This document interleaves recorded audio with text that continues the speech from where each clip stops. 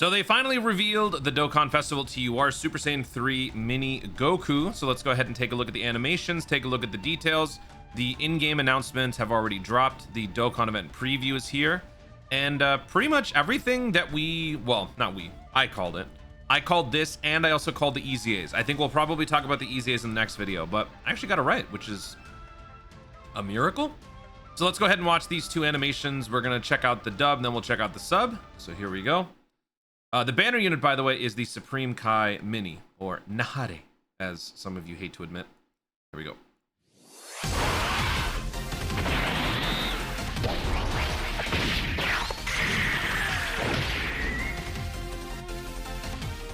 That's it. All right. Yep. I think that animation was already in the game because minimum the character asset was in the game already. What? What?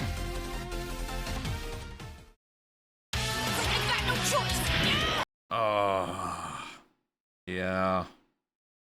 Yeah, I should have known.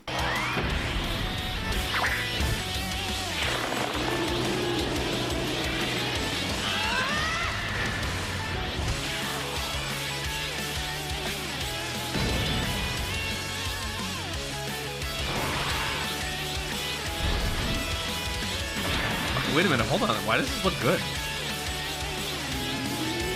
Why does this look good?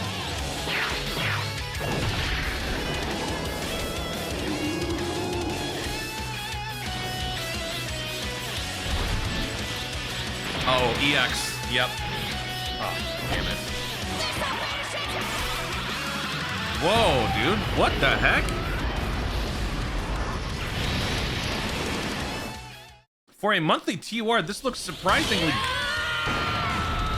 Let's do this! I want to fight too! What in the heck?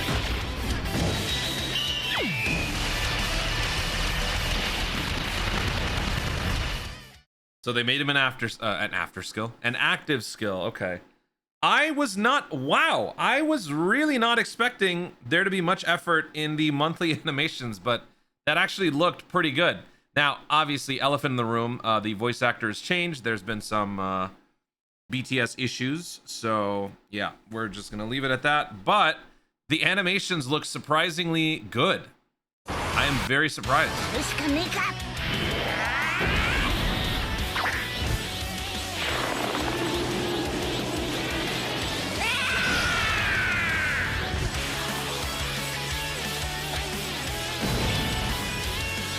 I think for this, when it first happened, there was a lot more like particle stuff kind of flying around, right? Like this. I think that's mainly just because I remember it so well that this looks a little empty, but it still looks good for a monthly Dokkan Fest.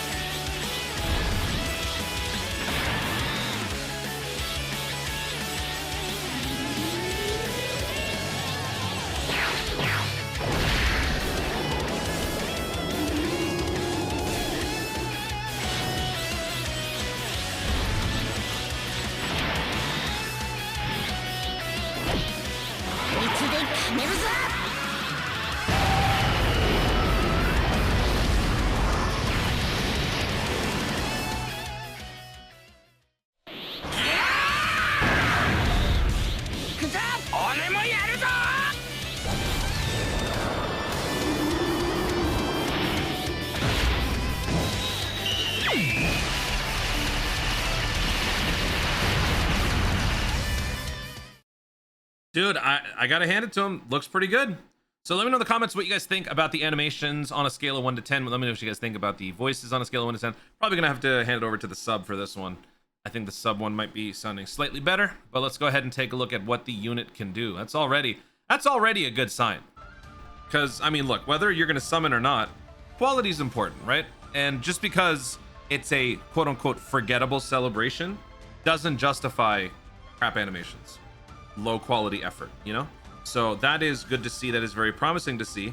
I know some people are probably going to take that as a sign. Oh, are we going to be heading into a Daima GDC? No, I don't think so. I don't think Daima is going to be in GDC, and I don't think just because the animations look better here there's gonna be more of an emphasis on like something relating to this. No, I think this is just, I guess they maybe decided, you know what, let's lean forward a little bit. All right, so this guy is a physical Super Saiyan 3 mini. Dragon Ball Seekers Mastered Evolution Transformation Boost. Okay, Mastered Evolution is a surprisingly obscure category, is it not? Mastered Evolution, man, I don't even know where it goes. Where is it? Right here. Yeah, I mean, it's got the ones that matter. Yeah, Mastered Evolution is kind of a niche category, but whatever. We gotta eventually cover these, right? Dragon Ball Seekers Mastered Evolution Transformation Boost 170, 200%. Extra 50 to Daima or Power Beyond Super Saiyan. Okay, so the main thing here is Transformation Boost, Power Beyond Super Saiyan. That's gonna get you a lot of stuff, but these, it's good to have two categories that kind of need the extra leader skill to be factored in here. And again, monthly celebration, so this is probably when they would do something like this. All right, now for the super attack. This is the passive. This is, okay, so this is the super. Great, greatly raise attack and raise defense for 1 turn, causes mega colossal, or no. Greatly raise attack and raise defense for 1 turn, causes immense damage to the enemy. EX attack. When the first attack in the turn is a super attack that performs a crit, 60% chance for the super attack to become an EX super attack. So clearly they want to continue doing this stupidity. Okay.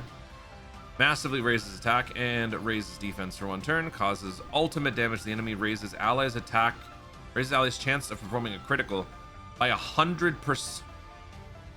Okay, Nino, I take that back. My apologies. 100% team crit for 1 turn.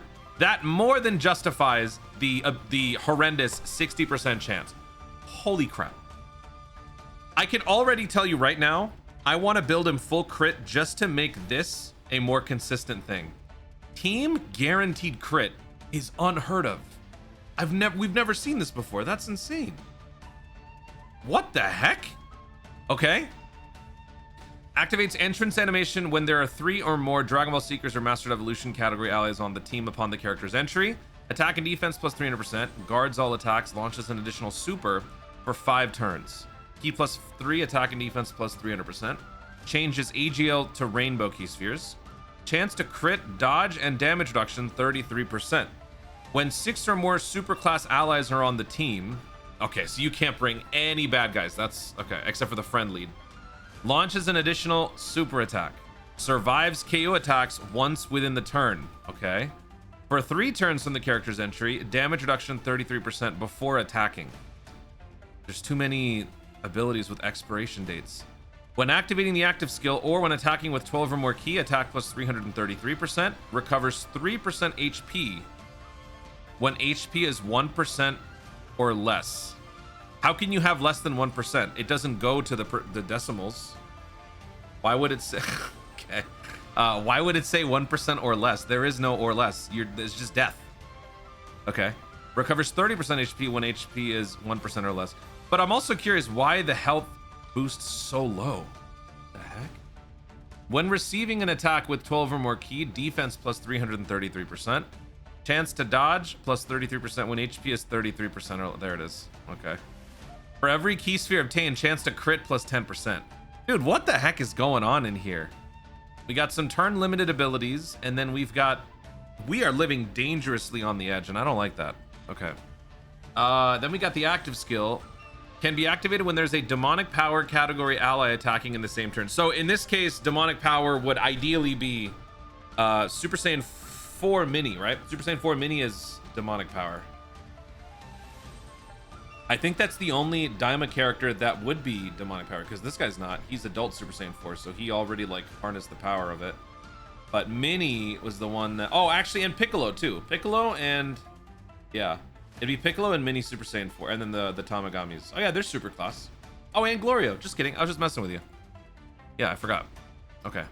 Can be activated when there's a demonic power ally attacking the same turn. Oh, anytime or straight up from turn 5. Okay. Raises attack by 1,333% temporarily. Cause ultimate damage. Recovers 30% health. Dragon Ball Seekers Mastered Evolution category allies defense plus 30% for 3 turns. This guy looks insanely risky, but insanely fun. Because the main selling point for this character is the prospect of giving your entire team guaranteed crit for the turn. That right there is going to make you want to run this guy. As a trade-off, the dude's got a bit of an expiration date on some of his abilities. His defensive presence will be compromised after 5 turns, after 3 turns, and then after 5 turns. By then, hopefully you would have gained this, so you have the ability to survive a KO attack, at which point, if your health drops below 33%, you become more dodgerific, and you get a little bit of regen to continue to maintain the surviving KO thing. Because if you have 1% health, which literally just amounts to, like, the lowest 1% health would be one, like literally 1 life point. Yeah, one health. You need to regen a little bit so that you can reactivate this. So this is actually a pretty well designed unit strictly in terms of utilizing that whole cycle. I'm not going to say necessarily it's going to be the most laid back sort of character. You're probably going to be a little nervous when using him, but that's the idea, which is unique and it's interesting. I don't need characters to do oonga boonga damage anymore. Like, it's just boring. I want stuff to be different. This looks like it's a fun designed character. But let's see what he does. He definitely doesn't, he's not a required character for Daima. However, just as I was saying that, I just realized, remember one of the biggest issues we've had with Daima Super Saiyan 4 Goku? The fact that that moron can never seemingly launch his crit. If he's in slot 2, he gets the crit. If this dude is in slot 2, he gets the crit with this dude launching that EX attack. So that is actually, dude, this is actually kind of crazy, man. Chance to crit plus 10% with each key sphere obtained. You get some rainbow key spheres, so you have some connective tissue there. It's not going to guarantee that you get a bunch, but it could. I'm kind of digging this. Dragon Ball Seekers, Master Evolution, Transformation Boost, Daima, Power Beyond Super Saiyan 3, Time Travelers, yep. Earthbred Fighters, Bond of Friendship, Battle of Fate, and then the usual links. All right, so let me know what you guys think about the Daima Mini Super Saiyan 3 Goku in the comments. He looks like he's going to be a lot of fun. The main thing is the crit, the guaranteed team crit. I think I'm still gonna, you know what I might do, honestly? I might just do max crit. I think I'm gonna do max crit and then the rest dodge. Or maybe, yeah, well, hold on. What is our best case scenario dodge here? 33% extra dodge when below 33%. And then we've got 33% more. That's 66. Yeah, that's not going to cut it. So I think I'm probably going to go max dodge and then the rest crit, actually. But still, should be fun. Should be fun. I like it. I like it a lot. All right, let's move on to the second character, the banner unit, which is the Supreme Kai Mini. They are not calling him by his government name, which I'm sure many people are happy about. Dude, I was getting roasted for this, man. I didn't even think about it. I was just kind of tweeting out some ideas for what I thought would be a cool Dokkanfest. Having this guy provide like team EX boosting and stuff like that. And I accidentally called him by his government name and I got roasted for it, so sorry. But honestly, like, if you have differently named Supreme Kais, you know, sometime down the road, you could run them together. But this already is different. Supreme Kai Mini Daima. All right, so this guy's Daima, Dragon Ball Seekers 130%. Super attack. Greatly raised attack and defense for 1 turn, cause supreme damage with a high chance to stun. Okay. And then passive, attack and defense plus 250. Daima or Dragon Ball Seekers category allies, key plus 2 attack and defense plus 40%. High chance to dodge. When there's a Daima or Dragon Ball Seekers category enemy, attack plus 150%, launches an additional super attack. That limits this guy. Yeah, that sucks. When the character is in slot 1 at the start of the turn, changes AGL key spheres to STR.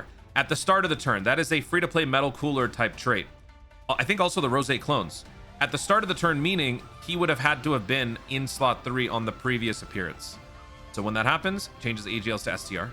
When in slot 2 at the start of the turn, changes AGL to tech. When in slot 3 at the start of the turn, AGL to physical.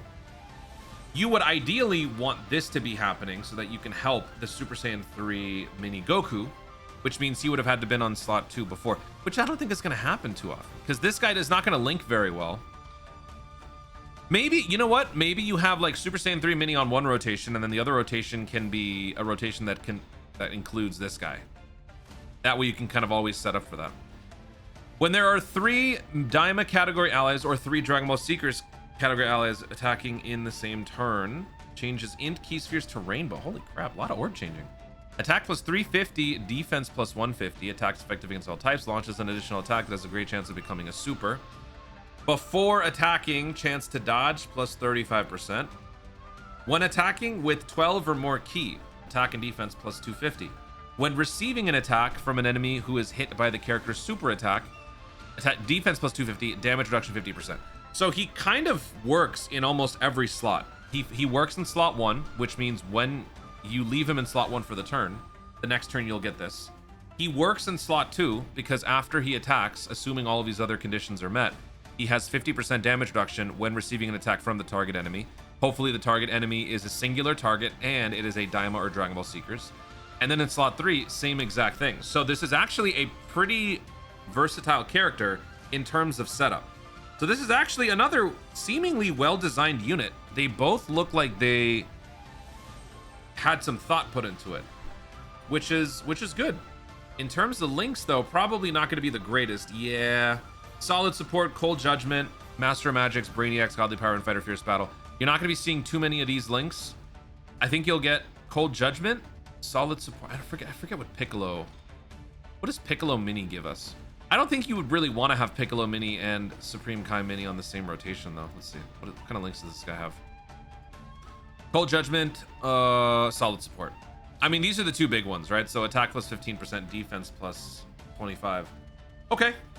All right, so there you go. That is the Supreme Kai Mini and the Super Saiyan 3 Goku Mini. I think we're just going to leave it there because it's already getting to be a pretty long video. But they, overall, I like how they look in terms of animations. The Supreme Kai, nobody cares. But the animations for the Goku, surprisingly good. The design looks pretty interesting, and I like it. I like it because it's unique, it's different. I am obviously, like you guys, a little irritated by seeing, you know, abilities that expire after a couple of turns, but that's just Dokkan, that's just what they do.